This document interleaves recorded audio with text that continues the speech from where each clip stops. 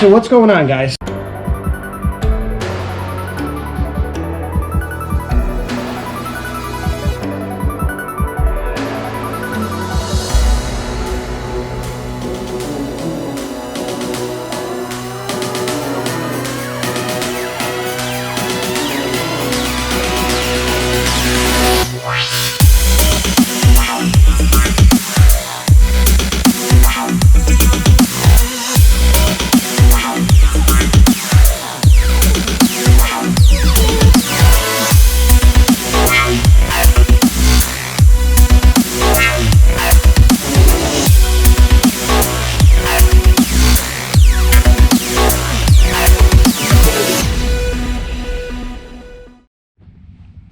What's happening, everybody? So yeah, we are back with another Jeep Wrangler frame video. But the reason why I wanted to film this one, we already have I think 3 or 4 up on the channel. But the reason I wanted to film this one is because we've done the center frame sections, we've done the rear spring bucket sections, we've done the mid section with the control arm mounts and everything, but we have yet to do a Jeep where we have to do the rear. And if you guys can see that, that is zip ties and a ratchet strap holding up this entire rear section here because it is broken and it is literally falling apart.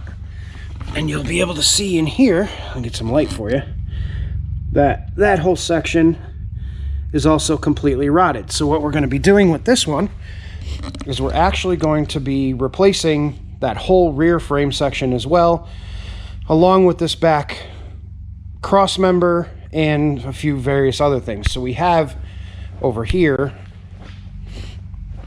the parts and pieces for the rear sections. These are the rear frame horns and then the rear cross member. So we're going to be replacing all of that, which you guys have not yet seen me do. And I don't know if you can tell, but this frame is pretty tweaked. And you can see the Jeep is actually listing to one side because the frame is about to come apart literally.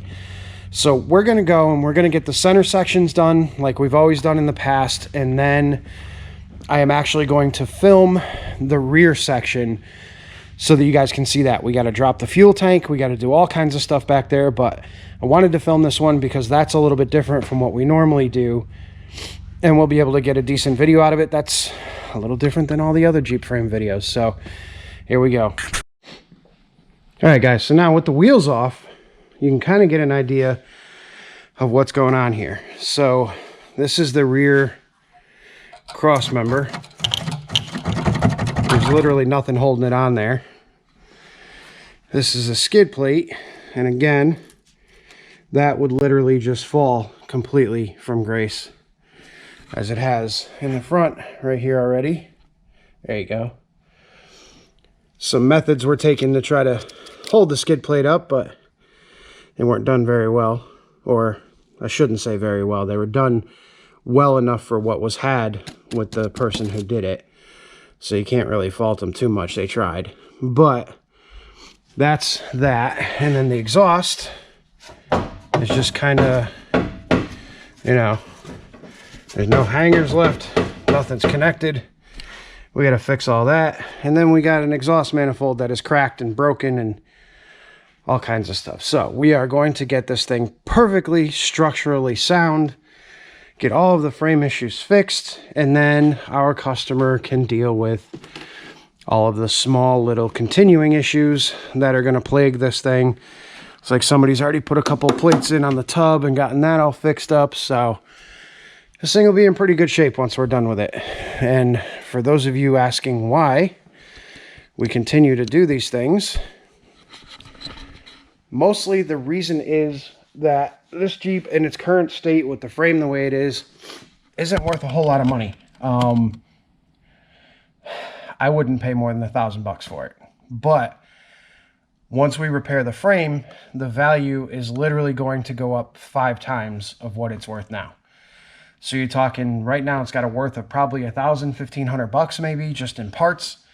Once the frame is fixed and everything's taken care of there, you're probably looking at being able to get between $5,000 and $6,500 for this Jeep. So the repair is definitely worth it. So what we're going to do first, obviously, we got to get all this stuff addressed and I've done that before in several videos, so we're not going to go too far in depth with this. But what we are going to do is once I get you guys back here, we'll pull the fuel tank and we'll get this whole section fixed up. Ooh, let me clean you guys off. Yahoo. All right, so we've got both sides done for the center sections. You guys have already seen that being done, so we're not going to show it right away or in detail because it's already been done. But that's good to go. So the next thing is tackling all of this in the back. Hey, look, you can see clear to the other side. But this is something we haven't done before. Now, we did go ahead, pull the fuel tank out because you kind of need to do that. And what's funny is the fuel tank actually bolts to all of these, which this came with the fuel tank when I took it down out of the truck, which means that there was nothing but, you guessed it, a ratchet strap holding the gas tank in. So now we've got the bumpers, you know, about to come off too. So we're going to be doing this section completely next. All right, so I get a lot of questions before we move on to that. I get a lot of questions about why do you keep switching welding masks? Like, do you still use the Optrel? Is it still good? Do you still like it? Why are you back on the 3M? Why are you using the speed glass? Well, if you can see my jacket and myself, this jacket is a day old. That's one welding job. This helmet, that's a brand new lens. Again, a day old. That is what happens when you are welding over your head. So when I screw this one up, I go back to the Optrel. Then when I screw up the Optrel, I go back to this one. And yeah, so the Optrel right now is on the TIG bench. The speed glass is getting the heavy duty beat up because I think I have some more lenses for this. So we'll just keep changing them. But things get destroyed pretty quickly, including jackets, hats, hair, skin, you name it. But that's what a welding upside down or, you know, above your head will do. So, all right, we are going to now get on this section. So what I'm going to do is I plan on, not tonight, because tonight's late, I'm going home, but I'm going to set you guys up on the tripod over here, and we'll get kind of a view of, you know, what's going on, what we cut out, and how we fix all this. Now, we're going to run into a problem because this body mount is completely toast. This body mount is gone. There's like nothing there, and even the body's starting to rot through. We're not concerned about that. We just want structural integrity back on this thing so that ultimately this Jeep is safe. Whether he decides to put a new tub on it, who knows? Everything, like I was saying before, has already been patched and fixed and you name it. But by the time we get done, the frame will be absolutely mint, and it'll be a good platform to build off of, or he can resell it. So I'm going to set you guys up on the time lapse, and here we go. So we've gone and taken it off. Let's try that again. God, I don't know what's wrong with my brain lately. All right, so we went ahead and we took off the rear bumper. Now you can actually get a vision of what's truly wrong with this back here. I mean, you just look at this right here. This is what supports the rear bumper, the fuel tank, and everything, and it is just completely gone. On this side, it's actually even worse. Now, we obviously have some body rot that we're not going to take care of because we don't do body work. But check this out. That is no good. So what we need to do is chuck that over there. And then we're going to come in here and we're actually going to cut right here. And then we're going to cut this part of the frame out just like we do in the front. And then the pieces that we have going in, I'll show you, are these right here. So this piece will fit right up in here, just like that. And we'll replace that entire section, which is going to be perfect for us because that's exactly what we need. So we're going to get that cut apart, get that in there, and make that work.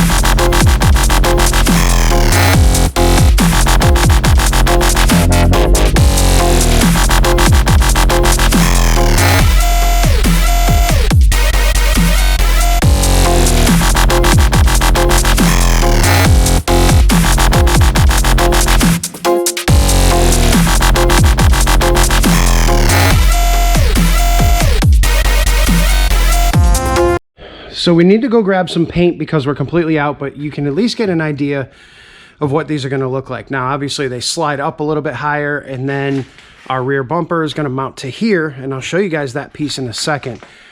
But after cutting all of that out, this is what these pieces do. They are very similar to the front pieces, except they obviously replace the rear section. And then we've got our cross member that will mount right to this face right here, and we'll weld it from this back section to the face of it. And then the face will also lip up over and cover this section here, and we'll weld it here too. And then we'll tack it into the top of the frame. But these will go up almost all the way to the top and completely rebuild this whole rear section.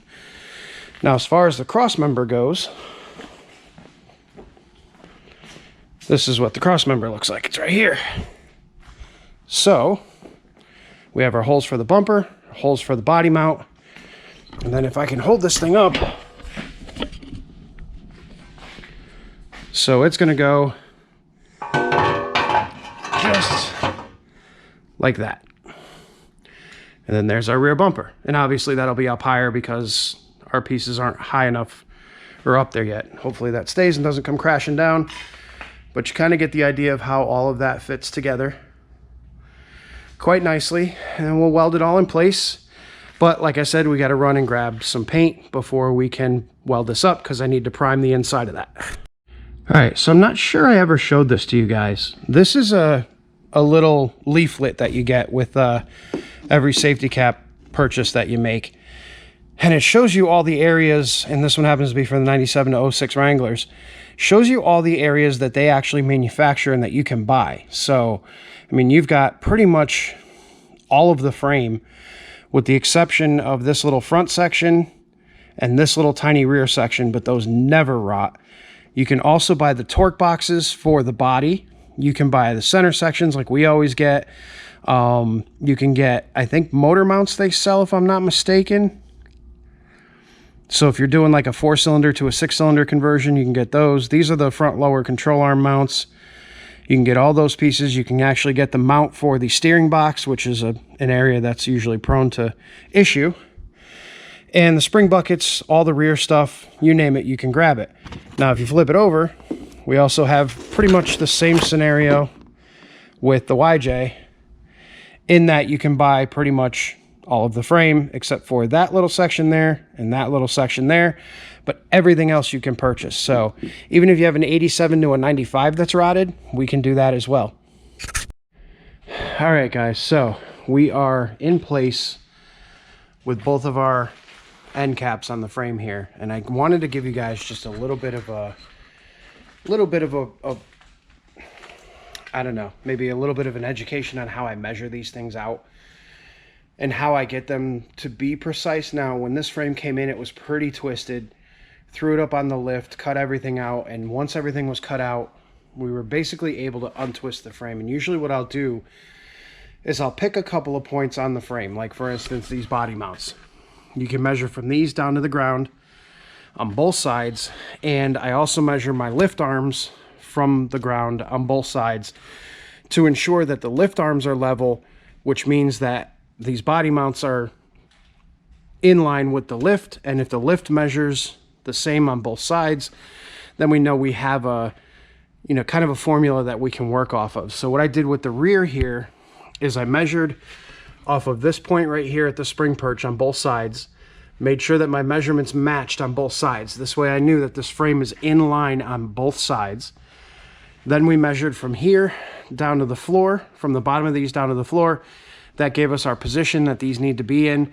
And then they have these holes right here that you can line up to kind of get a basic idea where these need to be. But because this frame was so twisted, it is actually twisted in the rear a little bit. So we've got a little bit of an issue over here that we're going to have to deal with, in the fact that I'm going to have to tack it here, push this up just a little bit more and tack it there. Then we're going to have to push this up because right now it's hanging a little bit low. We'll have to push that up and then weld that in place, and then these will be ready to accept the other piece that is sitting over there, and we'll be good to go. So I'm going to set you guys back up on the tripod. I'm going to tack these, weld them all in, get the back piece on, and we'll bring you back when it's all done.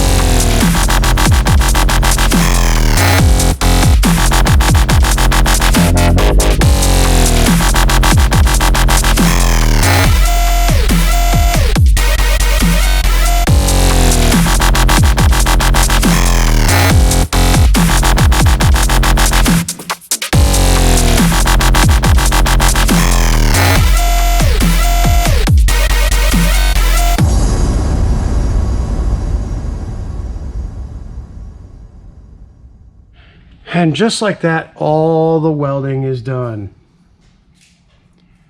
Got some pretty nice beads on that one. It's kind of hard to weld this older, rotted, rusty material, but you know what? We do the best we can. So, here's a little tidbit. I don't know if you guys will be able to see this or not, but it looks as though the bumper is not square to the body, and you'd be right. The bumper is perfectly level to the ground, and I'm sure you saw that in the time lapse. However, the body, if we measure from here, right on this corner, to here, we got 2 inches. If we come over to this other side, we have 2.5 inches. So we are 1/2 inch off side to side on the body, and we can actually determine that by the fact that there are these plates. That wasn't a fart, by the way. These are plates that were put in by somebody trying to repair the body on this thing. And as it sits, this one's sitting exactly 1/2 inch below the body line on that side. And on this side, it is perfectly flush with the body line. Do that? So there's our 1/2 inch. So now we know that because the body is messed up, we've got 2 inches on this side. We've got 2.5 on this side. We have 1/2 inch of material that is extra on this side of the body versus the other side of the body. So we are golden. We're good to go. So the only thing left to do now is to paint that and paint all this. Once we get a good coat of paint on it, we can throw the fuel tank back in with the skid plate. We can throw the exhaust back in, the main skid plate. Then we have to do the exhaust manifold, because the exhaust manifold on this was, you guessed it, repaired by someone who shouldn't have repaired it. So we are literally just going to swap it. Initially, I was just going to try to weld it, but it's not going to happen. We are just going to swap out the exhaust manifold, call it a day. But as it sits right now, this Jeep is almost done. And then down the road, you can pick up tubs pretty cheap. I would suggest that this guy pick up a tub, get rid of this tub, put a new tub in, and then he'll have a perfectly good Jeep that'll last for quite some time, because these have drain holes. Yay. So we'll be good. Ooh, that's still hot. But yeah, so there it is. All right, guys, so I hope you enjoyed that video. I know it was a little bit different, but the same but different. It's another Jeep. It's another problem with the frame, but we've never actually filmed doing the whole rear section of it. So I hope you found that informative, and I hope you found it to now know that you can replace that rear section. And if we ever get a front section, we'll do the front section one too. But now, if you look at it from afar, we have a whole lot of a frame replaced, and we are looking pretty good. This thing is going to actually be pretty amazing. And one last thing before we go, you see those extra holes right next to the slotted holes? Yeah, those aren't supposed to be there. When they re-drilled and put the aluminum to put the skid plate back up, it didn't meet the trans mount, so they drilled new holes for the trans mount. It's fun cleaning up messes, but we got it done. We always get it done. So thank you so much for watching this one. Stay tuned for Saturday. We got episode 3 of the TIG series coming out, so make sure that you watch that if you're interested in it. Those will be coming out every single Saturday. So hit the subscribe button, hit that like button. It really helps out the channel, and be safe, everybody. I will see you on the next one.